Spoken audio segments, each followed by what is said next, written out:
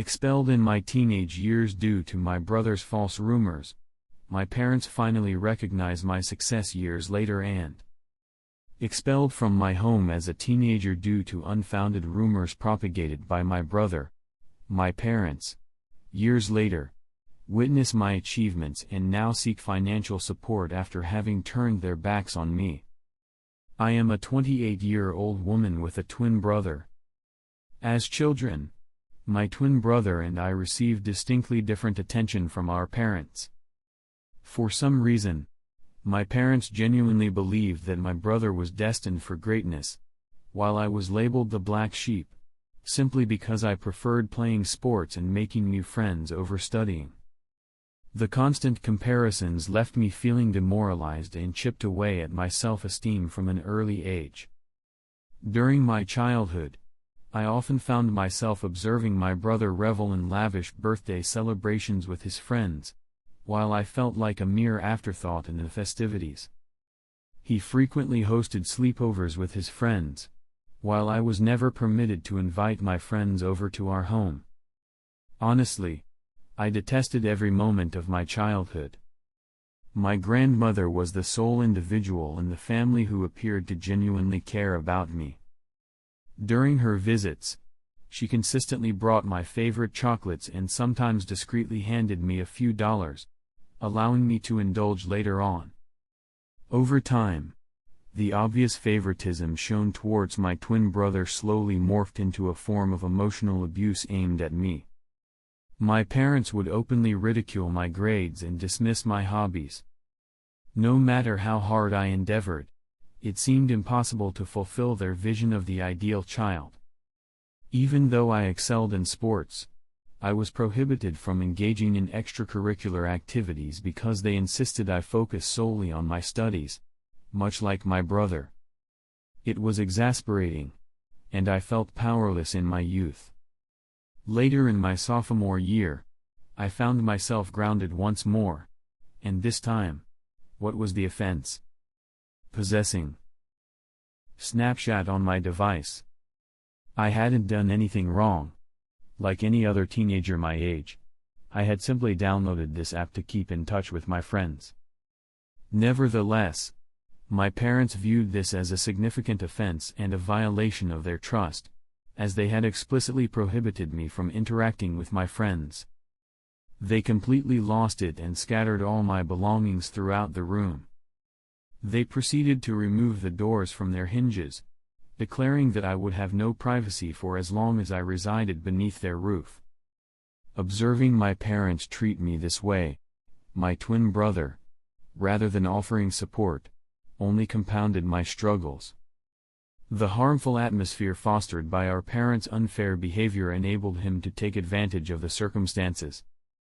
He established a routine of deceit regarding me, making unfounded accusations about actions I never committed, all to evade accountability for his own behavior.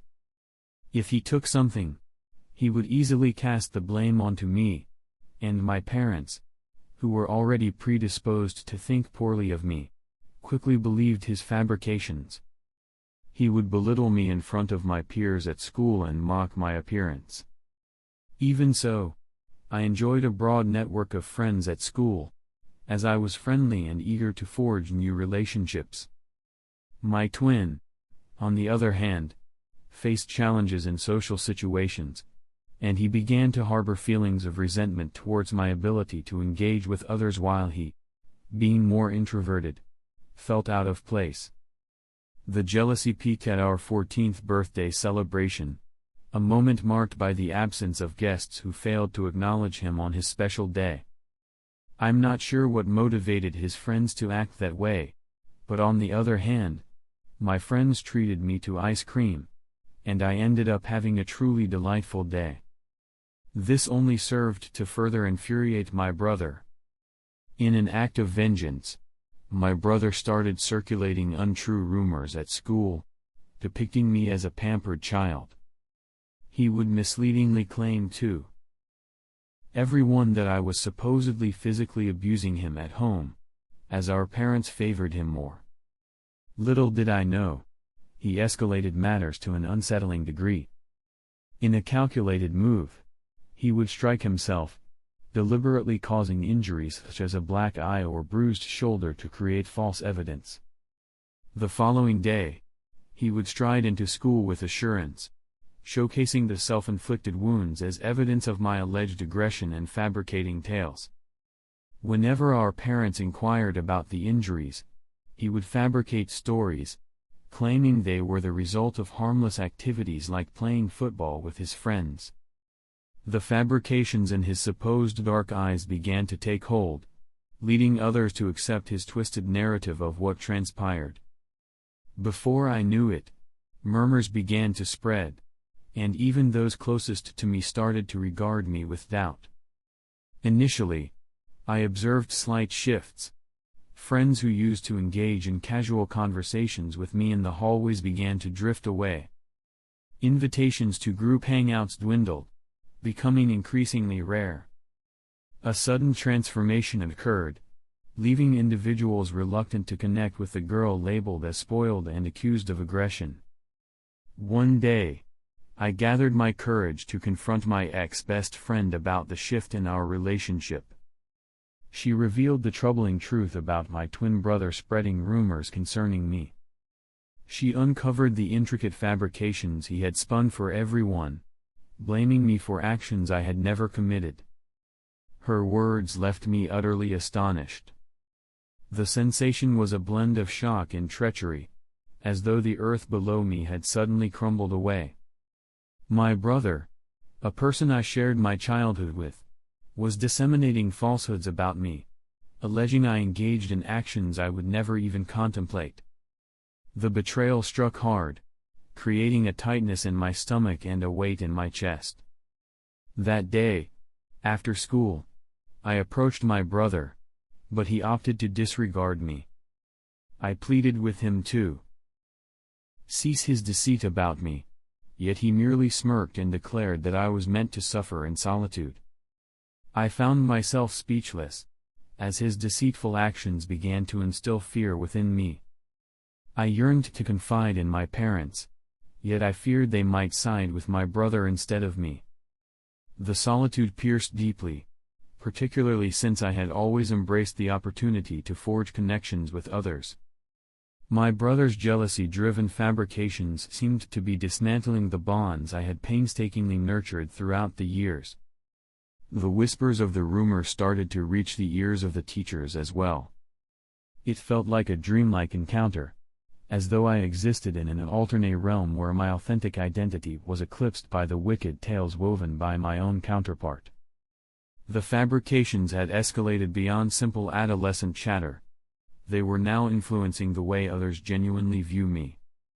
The malicious rumor swiftly made its way to my principal, and then my deepest fear materialized. The principal promptly summoned my brother and me, along with our parents, to his office to address the rumors that had surfaced.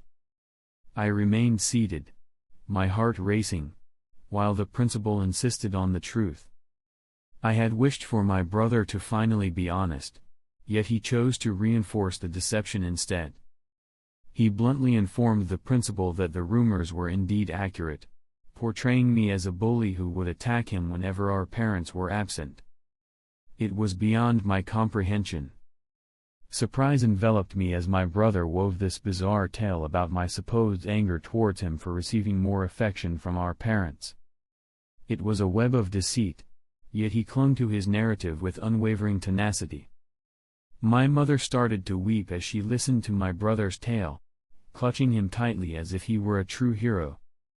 My dad attempted to reassure my brother, emphasizing the courage it took for him to voice his feelings and promising that he would do everything in his power to ensure his safety from that day forward. I attempted to advocate for myself, imploring the principal that everything was fabricated. I found myself submerged in the tumultuous ocean of blame, striving with all my might to break free and reach the light above. Yet my brother persisted, claiming that I was an angry, violent individual unleashing my frustrations on him daily. My mother's tears flowed endlessly as she clung to my brother, casting me glances filled with accusation. It felt as though I was battling an impenetrable fortress of conviction surrounding my brother's fabricated tale. The principal delivered a stern reprimand, emphasizing that the school had zero tolerance for bullying and that my actions could lead to suspension. I begged him not to suspend me, yet he merely shook his head, insisting he couldn't overlook it. I pleaded with him, tears flowing down my cheeks, attempting to convey that I had done nothing to my brother. The principal stated with conviction that I would face a 10-day suspension, intended to serve as a cautionary tale for others against the act of bullying. It struck me deeply, and I found myself crying even more, almost pleading with him to think it over again. My parents, filled with anger and embarrassment over the entire situation, pulled me out of the principal's office. Leaving was not my desire. I sought to present my argument and help them see my perspective, yet they remained unyielding. As we exited the school, a weight of frustration and humiliation settled heavily in my heart. Upon our arrival home, the atmosphere shifted dramatically. Out of nowhere, my dad began to pack up my belongings. I found myself in a state of disbelief, grappling with confusion, utterly lost in the unfolding events. My mom inquired about his actions, but he merely yelled that he could no longer allow me to reside in the same house as my brother. Desperation washed over me as I found myself on my knees, tears streaming down my face. I implored my brother to reveal the truth, yet he remained distant, untouched by the turmoil I felt. My father kept gathering my belongings and then tossed the suitcase into the entrance of our home. I grasped my father's legs, pleading with him not to cast me away. It felt as though a nightmare was coming to life. He informed me that someone like me, a bully, had no right to reside in his home, and he would request his mother, my grandmother, to come and collect me if she wished to do so. The sensation was akin to the ground giving way, leaving me in a void of uncertainty. I found myself frozen in disbelief, encircled by my possessions strewn across the foyer, unceremoniously expelled from my own sanctuary. At long last, my grandmother made her appearance. She collected all my belongings and assisted me in loading them into the car. As she assisted me into the passenger seat, she ensured my seatbelt was securely fastened before making her way to my parents' front door. She pressed the doorbell, and as my dad swung the door open, she launched into a tirade, berating him for the way he had treated me. With unwavering resolve, she cautioned him that should he ever come near me or attempt to reach out again, she would not think twice about bringing in the authorities, as his actions towards a child like me could very well lead to his imprisonment. My mother, in a bid to shift responsibility, claimed that it was my fault. Nevertheless, my grandmother was not going to tolerate any of it. She firmly held her position, advocating for me, highlighting that I was merely a child unworthy of such cruel treatment. It was the first moment in my life when I truly sensed the immense strength of my grandmother. She stood her ground against my parents, and contrary to their beliefs, she had faith in me. Eventually, we drove away, leaving behind my home, the only place I had ever known. The pain I experienced during that time is beyond what words can capture. I recall lying on the bed, tears streaming down my face, unable to eat despite my grandmother's persistent encouragement. I shared with her the actions of my brother, and she was equally taken aback. She expressed her belief in my perspective, and I felt a sense of relief knowing that I had at least one ally supporting me. As the 10 days of suspension came to an end, the thought of returning to school loomed ahead like entering a lion's den. Upon stepping into the well-known corridors, the expressions of my peers conveyed a wealth of meaning. Criticism, murmurs, and furtive looks. The burden of the unfounded allegations hung heavily in the atmosphere. In the meantime, my brother completely disregarded my presence, behaving as if I were invisible. He had formed friendships with several individuals who embraced his perspective and regarded him as the target of my assaults. Regardless of my efforts to share my perspective with others, it seemed to go unnoticed. I found myself an outcast, marked by an unfair label that adhered to me like a persistent shadow. Wherever I found myself, be it the classroom, the cafeteria, or the corridors, the gazes that locked with mine were steeped in disdain and suspicion. I found myself embracing solitude. I would focus on my studies, attend all my classes, have lunch by myself in the cafeteria, and then head straight home. I found myself alone, sensing that others seemed indifferent to my presence. During all of this, my parents never reached out to see how I was doing. My grandmother would always reassure me that this was not my fault and that, in time, life would turn out just fine. I completed high school with commendable grades and eagerly anticipated college, where I hoped to embark on a path toward a better life. It was only when I left for college that I truly encountered the essence of freedom. There were no watchful eyes hovering over me, no comparisons of grades, and no competition to contend with. I encountered individuals and cultivated connections with those who share similar perspectives. In spite of the emotional and physical scars I had endured over the years from my family and peers, I focused on leaving it all behind and savoring this college experience to the fullest. During this period, I uncovered my talent for crafting engaging content. I had always been someone who aspired to write, but I wasn't certain if it would be a viable path for the long haul, so I chose to abandon my dream. To supplement my income, I chose to embark on a journey as a freelance writer. I registered on multiple freelancing platforms that enabled me to land projects from notable clients.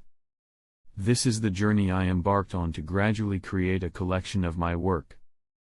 During my college years, I diligently pursued this side hustle and never sought financial support from my parents.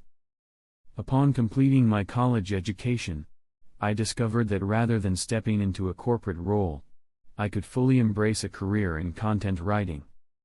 I was thriving due to the numerous clients and the enduring professional relationships I cultivated with them, which enabled me to engage in multiple projects they had. Building a genuine freelancing career has not only granted me financial independence but has also opened the doors for me to explore the world as a digital nomad. Traveling became a source of healing from my past. It wasn't an easy journey, but I saved diligently and decided to take a chance on myself.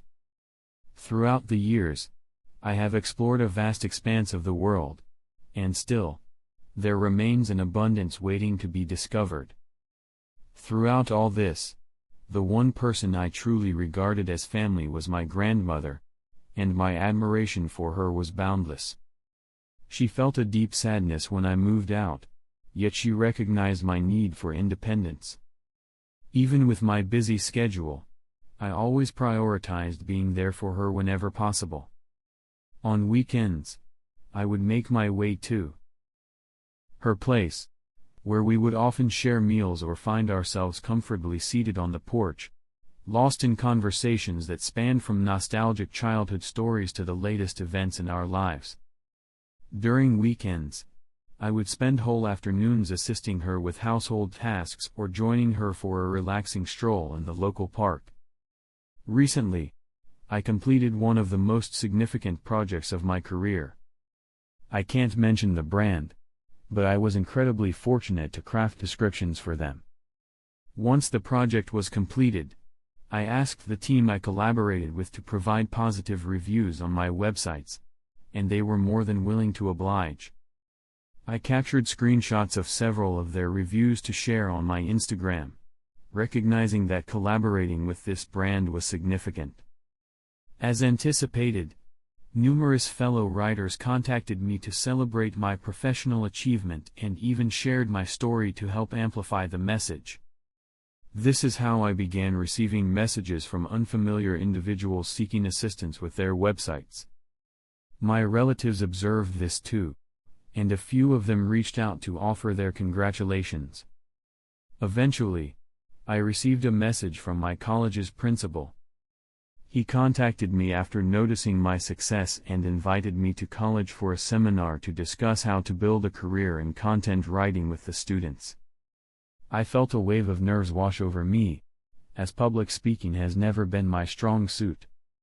Nevertheless, I chose to embrace the opportunity and gave my consent. As I stood before those eager faces, sharing my experiences and insights, it felt as though my life had reached a profound culmination. In my address, I reflected on the challenges I encountered and the determination I harnessed to persevere through the toughest of times. It was truly a rewarding experience to uplift others and play a part in the development of the literary community. Several of my clips began to gain traction in Facebook groups, as they resonated with the audience. It was gratifying to finally receive acknowledgement for my dedication and effort. Recently, I had the opportunity to present at a local news channel. The show focused on the advantages of content creation, and I was invited to share my experiences and perspectives with their audience. There was a mix of nerves and excitement swirling within me as I faced this opportunity. Throughout the show, I shared my experiences, emphasized the significance of client reviews, and highlighted how a straightforward appreciation post can lead to remarkable opportunities. The chance to connect with a wider audience and motivate more people in the field was both a profound honor and an exciting experience. When it finally aired, I shared some of these clips on my Instagram because I felt a sense of pride in being invited to a TV show. This is how my family and cousins began to discover the success I was achieving in my career. My parents never discussed me with anyone, so they were completely unaware of my collaborations with popular brands and my invitations to TV shows. This is how news swiftly circulated among my family. I suppose this TV interview must have eventually come to my parents' attention, as just a few days later, while I was engrossed in another project, my phone was on silent. After completing my work, I glanced at my phone and was taken aback to see 6 missed calls from my mom. Seeing her name pop up on my phone genuinely took me by surprise, as it had been ages since I last heard from her.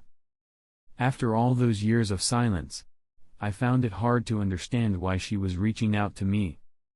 With some hesitation, I returned her call, and she answered right away. I inquired if all was well, and my mother began to offer her congratulations. My dad, likely seated alongside Mom, joined in on the conversation as well. He began to ask about my life and how I was doing, and I responded to his questions without giving them much consideration. It only became apparent to me when they started inquiring about my current earnings.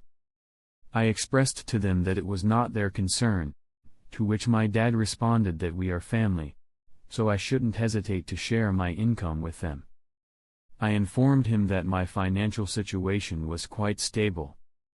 Upon hearing this, my mom started to express the difficulties they were facing in their lives lately. My brows knitted together in doubt. Essentially, this is how our discussion unfolded. Mom, we're retired now, and we've been eager to renovate the house for some time. While it may not be in the best condition, our savings have dwindled to nothing. All right, Mom, your achievements have inspired us all. Following your TV interview today, we considered that you might be willing to assist us by covering the costs of the renovations. Father, ultimately, we are united as a family. It would be great if you could consider sharing a portion of your earnings with us. Your assistance would be greatly appreciated. Are you serious right now? Why are you reaching out for financial support after so long without any communication? Your decision to contact me is unclear, and while I acknowledge your congratulations, I will not be offering any assistance." Upon hearing this, my mom began to express that I was being difficult and that I should show support for them as a family. My dad also mentioned that, as my parents, they deserved to be cared for and that this was the least we could do. I was incredibly frustrated by this and felt the urge to express my thoughts to them. An idea struck me. Rather than merely engaging in arguments, I ought to impart a lasting lesson to those who believed they could take advantage of me after years of mistreatment. I informed my parents that I would be ready to assist them, but only if they consented to my terms. My father inquired with interest about what it was.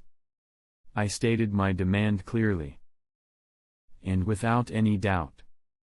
Should they seek my assistance, they would need to openly acknowledge, in the presence of our family and friends, that my brother was the architect of the damaging rumors that had sullied my name.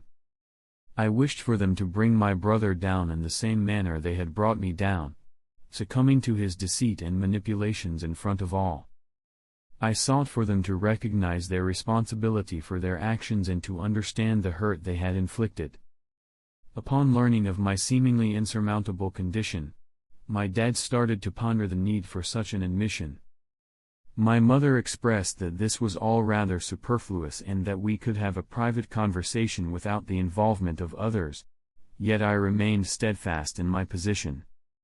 This condition was absolute, an essential requirement for any support they might seek from me moving forward. As the tension mounted, my dad's voice grew louder, firmly establishing his position as my father, and he began to stress that it was my responsibility to assist my family in their time of need. In a final attempt, my mother implored me to do the right thing and assist them, highlighting the many years they dedicated to my upbringing. I couldn't shake the irony of their sudden plea.